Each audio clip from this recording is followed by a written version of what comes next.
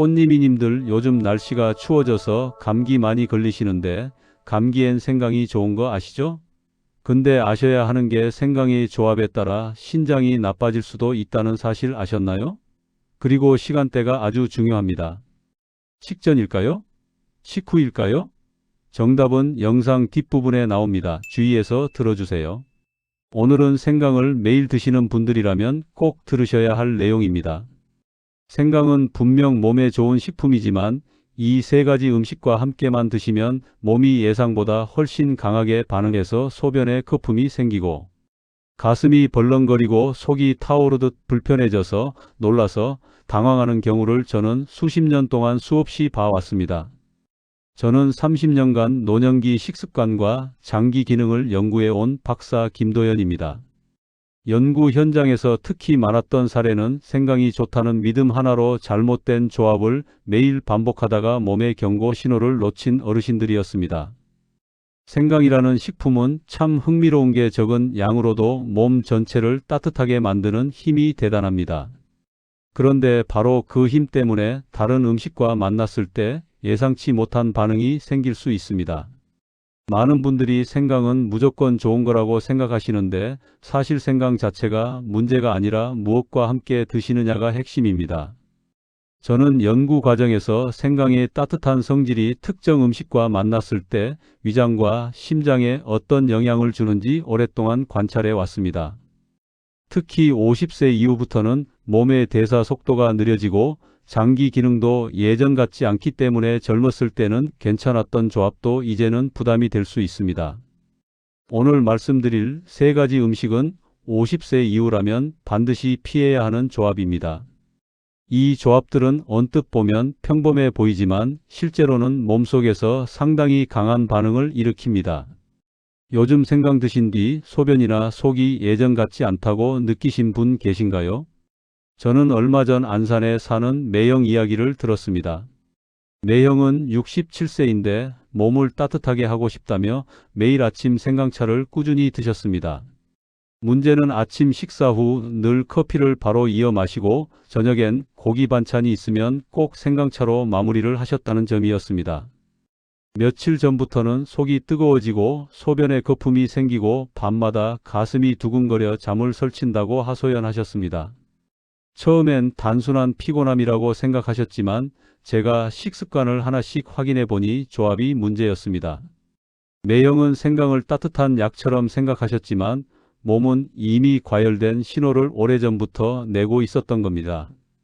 특히 밤에 잠을 설치는 증상은 생강의 자극이 너무 강하게 들어왔다는 뚜렷한 신호였습니다. 저는 매형께 일단 커피와 생강을 같은 시간대에 드시지 말라고 말씀드렸고 고기 먹은 날은 생강을 쉬어가라고 권했습니다. 그렇게 일주일 정도 지나니까 소변 거품도 줄어들고 밤에 잠도 편해졌다고 하셨습니다. 이처럼 생강 자체의 문제가 아니라 무엇과 함께 먹느냐가 몸의 반응을 완전히 바꿔 놓을 수 있습니다. 이 이야기를 끝까지 들어야 전체 흐름을 알 수 있습니다. 많은 어르신들이 생강은 좋다는 믿음으로 조합을 조심하지 않다가 이런 불편을 겪습니다. 사실 생강은 몸을 돕는 식품이 맞지만 그만큼 강한 식품이라는 점을 잊어서는 안 됩니다. 오늘 이 영상에서 말씀드릴 내용은 여러분의 생강 사용 방식을 완전히 바꿀 수 있는 중요한 지혜입니다. 이 이야기를 끝까지 듣고 실천하셔야만 진정한 변화를 경험할 수 있습니다. 혹시 아직 구독과 좋아요를 누르지 않으셨다면 지금 바로 눌러주세요. 이 채널은 여러분의 건강한 노년을 응원합니다. 끝까지 보시면 왜 지금 당장 생강을 올바르게 사용해야 하는지 분명하게 이해하실 수 있을 겁니다. 특히 마지막에 나올 단 하나의 실천법이 모든 것을 바꿀 수 있습니다. 끝까지 보지 않으시면 가장 중요한 안전 수칙을 놓치게 됩니다. 이렇게 작은 변화만으로도 몸은 바로 반응합니다. 그래서 이제 생강과 절대로 가까이 두면 안 되는 음식들을 하나씩 짚어보겠습니다. 생강과 커피를 같이 드시는 분들이 생각보다 정말 많습니다. 아침에 생강차 한 잔으로 하루를 시작하고 출근해서 또 커피 한 잔 마시는 게 습관이 된 분들이 많은데요. 이 부분이 정말 중요한데 생강과 커피는 둘 다 몸을 자극하고 혈액순환을 빠르게 만드는 성질이 있어서 동시에 들어가면 심장이 예민하게 반응할 수 있다는 점입니다. 생강은 몸을 따뜻하게 하면서 혈관을 확장시키고 커피는 카페인으로 심박수를 높이는데 이 두 가지가 짧은 시간 안에 몸에 들어오면 심장이 감당하기 힘들어집니다. 한국식품영양 관련 연구에서 카페인이 위산 분비를 증가시키고 심박수를 올린다고 알려져 있어 생강이 온열 작용과 겹치면 자극이 과해질 수 있다는 분석이 있습니다. 이 연구 결과를 보면 카페인과 생강의 조합이 위장과 심혈관계에 동시에 부담을 준다는 사실을 알 수 있습니다. 실제로 서울의 윤하나 62세님은 아침에 생강차를 마신 뒤 직장에서 커피를 마셨다가 가슴이 뛰고 어지럼을 느껴 한동안 쉬어야 했습니다. 윤하나님은 처음엔 그냥 피곤해서 그런가 보다 하셨는데 같은 증상이 며칠 연속 반복되자 뭔가 이상하다고 느끼셨다고 합니다. 제가 윤하나님께 식습관을 여쭤봤더니 생강차와 커피를 거의 1시간 간격으로 드시고 계셨습니다. 생강과 커피는 최소 2시간 이상 간격을 두는 것이 좋습니다. 특히 공복 아침엔 이 조합을 절대 만들지 않아야 한다는 점을 꼭 기억하셔야 합니다. 공복일 때는 위벽이 더 민감하기 때문에 생강과 커피의 자극이 배로 느껴집니다. 여러분은 생강 드신 후 커피를 바로 이어 마신 적 있으신가요? 만약 있으시다면 오늘부터라도 간격을 충분히 벌려 보시기 바랍니다. 기름진 고기와 생강도 정말 조심해야 하는 조합입니다. 많은 분들이 고기를 먹고 나서 소화를 돕겠다고 생강차를 마시는데 이게 오히려 속을 더 불편하게 만들 수 있습니다. 기름진 고기는 소화 속도를 늦추고 생강은 위산 분비를 자극하기 때문에 함께 먹으면 속이 쉽게 과부하될 수 있다는 점이 핵심입니다. 고기는 위장에서 천천히 분해되면서 머무는 시간이 긴데 거기에 생강이 위산을 더 많이 나오게 하면 속쓰림이 생기기 쉽습니다. 고지방 식단이 위 배출 시간을 늦춘다는 국내 소화생리 연구가 있어 따뜻한 성질의 생강과 합쳐지면 속쓰림이 커질 수 있다는 결과가 나와 있습니다. 이 연구에서는 기름진 음식이 위장에 머무는 시간이 길어질수록 위산이 과다하게 나올 가능성이 높아진다고 설명하고 있습니다. 부산의 박정수 69세님은 구운 고기를 먹고 소화를 돕겠다고 생강차를 마셨다가 얼마 지나지 않아 만성 속쓰림이 생겨 고생했습니다. 박정수님은 처음엔 고기가 문제인 줄 알고 고기를 줄이셨는데도 증상이 계속됐고 나중에야 생강차가 원인이었다는 걸 알게 되셨습니다. 고기 요리에 들어가는 소량의 생강은 괜찮지만 식사 직후 생강차를 마시는 습관은 피해야 합니다. 요리할 때 넣는 생강은 조리 과정에서 자극이 많이 줄어들지만 생강차는 그대로 들어가기 때문에 자극이 훨씬 강합니다. 특히 구운 고기처럼 지방이 많은 요리 뒤에는 생강을 당일 하루 쉬어주는 것이 좋습니다. 고기 먹고 생강차 드시면 더부룩했던 적 있으신가요? 있으시다면 그게 바로 이 조합 때문일 가능성이 큽니다. 매운 음식과 생강도 절대 함께 드시면 안 됩니다.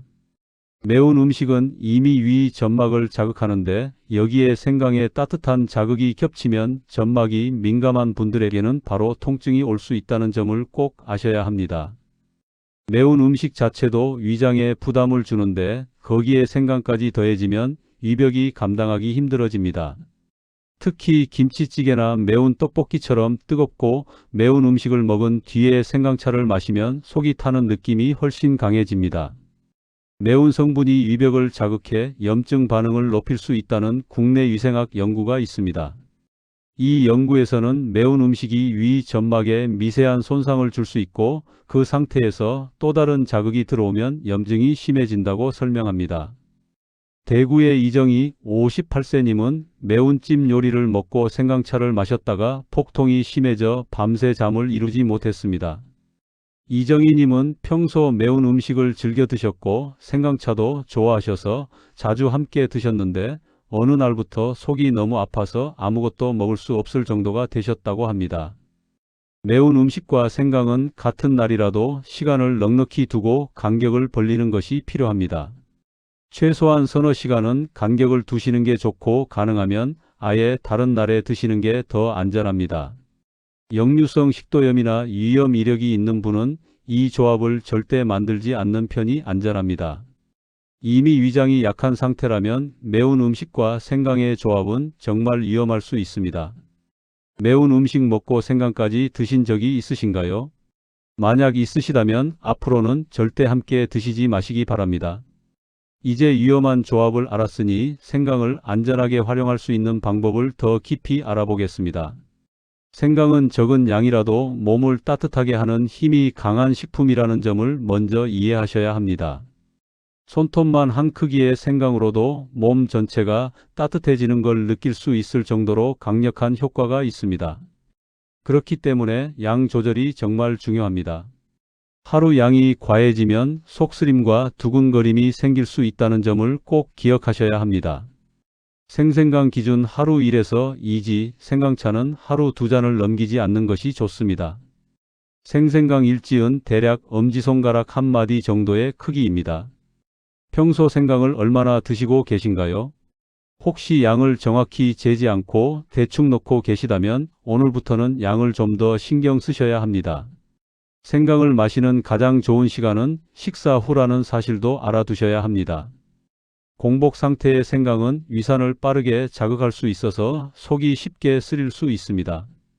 아침에 일어나서 바로 생강차를 드시는 분들이 많은데 그보다는 아침 식사를 먼저 하고 그 다음에 생강차를 드시는 게 훨씬 안전합니다. 아침 식사 후 1잔, 점심 이후 1잔 정도가 적당합니다. 저녁엔 되도록 생강을 피하는 게 좋은데 생강의 자극이 수면을 방해할 수 있기 때문입니다. 생강을 보통 언제 드시나요? 만약 공복에 드시고 계셨다면 오늘부터는 식사 후로 바꿔보세요. 생강은 혈관과 위장 반응이 빠른 분들에게는 조금만 과해도 몸이 달아오를 수 있다는 점도 중요합니다. 평소 얼굴이 쉽게 빨개지거나 열이 오르는 느낌이 자주 있으신 분들은 생강에 더 민감하게 반응할 가능성이 큽니다. 특히 저녁 시간대엔 생강을 피해야 수면이 무너지지 않습니다. 생강 섭취는 오후 7시 이전으로 제한하는 것이 좋습니다. 저녁 늦게 생강을 드시면 몸이 활성화되면서 잠들기 어려워질 수 있습니다. 저녁에 생강 드시고 잠 설친 적 있으신가요? 있으시다면 앞으로는 오후 일찍 드시는 걸로 바꿔보시기 바랍니다. 당뇨나 고혈압이 있는 분은 생강의 자극에 예민할 수 있다는 점도 알아두셔야 합니다. 약을 드시는 분이라면 생강을 천천히 소량부터 시작해야 합니다. 갑자기 많은 양을 드시면 혈당이나 혈압이 불안정해질 수 있으니까요. 하루 한 조각 정도로 줄이고 몸 반응을 살피는 것이 좋습니다. 몸이 괜찮다고 느껴지면 그때 조금씩 양을 늘려가시면 됩니다. 약 드시는 분들 중 생강 드실 때 불편했던 적 있으신가요? 있으시다면 양을 절반으로 줄여보시기 바랍니다. 생강은 독립적으로만 쓰는 것보다 안전한 식품과 섞을 때 효과가 부드러워진다는 점도 기억하세요. 꿀이나 레몬과 함께 드시면 생강의 자극이 한결 부드러워집니다. 다만 너무 뜨거운 물에 레몬이나 꿀을 넣으면 영양 성분이 파괴되니 주의하셔야 합니다. 생강 꿀차는 따뜻한 물로 만들고 생강 레몬차는 미지근한 물에 우려야 좋습니다. 끓는 물에 바로 넣으면 비타민이 날아가고 꿀의 효소도 사라집니다. 어떤 방식으로 생강차를 만들어 드시나요? 혹시 끓는 물에 바로 넣고 계셨다면 오늘부터는 물을 조금 식혀서 사용해 보세요. 생강을 갈아서 사용하는 것보다 얇게 저며서 우려내는 게 자극이 덜하다는 것도 알아두시면 좋습니다. 갈아서 사용하면 생강의 성분이 한꺼번에 많이 우러나와서 자극이 강해질 수 있습니다. 얇게 저며서 천천히 우려내면 부드럽게 성분이 나와서 속에 부담이 덜합니다. 또 생강을 말려서 사용하는 것도 좋은 방법입니다. 말린 생강은 생생강보다 자극이 조금 약해지면서도 따뜻한 성질은 그대로 유지됩니다. 생강 사용법을 조금만 바꿔도 몸의 반응이 달라질 수 있다는 점을 꼭 기억하시기 바랍니다. 이제 오늘 이야기의 핵심을 정리하며 마무리해 보겠습니다. 오늘 말씀드린 내용의 핵심은 생강이 나쁜 것이 아니라 조합과 양과 시간대가 잘못되면 좋은 식품도 몸에 부담이 될 수 있다는 점입니다. 많은 분들이 생강은 몸에 좋으니 많이 먹을수록 좋다고 생각하지만 그건 잘못된 상식입니다. 생강은 강한 식품이기 때문에 오히려 적게 먹되 올바르게 먹는 게 중요합니다. 잘못된 조합으로 매일 드시면 속쓰림이나 두근거림, 거품료 같은 신호가 나타날 수 있습니다. 반대로 올바르게 관리하면 생강은 소화를 부드럽게 하고 몸을 따뜻하게 하고 하루 에너지를 일정하게 유지하는 데 큰 도움이 될 수 있습니다. 잘못 관리했을 때는 속이 타듯 쓰리고 잠이 뒤집히고 가슴이 불편해지지만 제대로 관리하면 속이 편안해지고 몸이 가벼워지고 추위를 덜 느끼게 됩니다.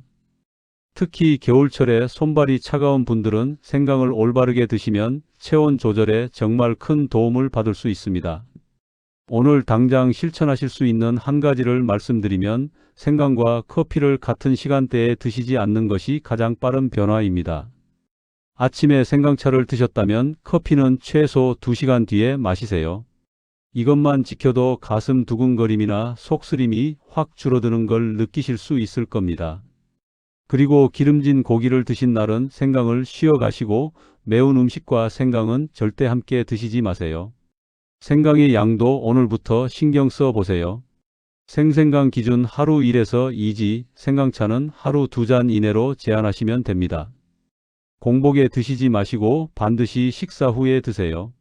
저녁 7시 이후엔 생강을 피하시고 꿀이나 레몬과 함께 드시면 더 부드럽게 즐기실 수 있습니다. 이 작은 실천들이 모여서 몸 전체를 편안하게 만들어 줄 겁니다. 다음 영상에서는 생강 말고도 노년기에 특히 조심해야 할 따뜻한 성질의 식품 조합을 알려드리겠습니다. 인삼이나 대추, 계피 같은 식품들도 생강처럼 좋지만 잘못 먹으면 문제가 될 수 있는 조합들이 있습니다. 다음 영상에서는 그런 식품들의 안전한 사용법을 상세하게 말씀드리겠습니다. 여러분은 오늘 내용 중 가장 의외였던 점이 무엇이었나요? 댓글로 꼭 남겨주세요.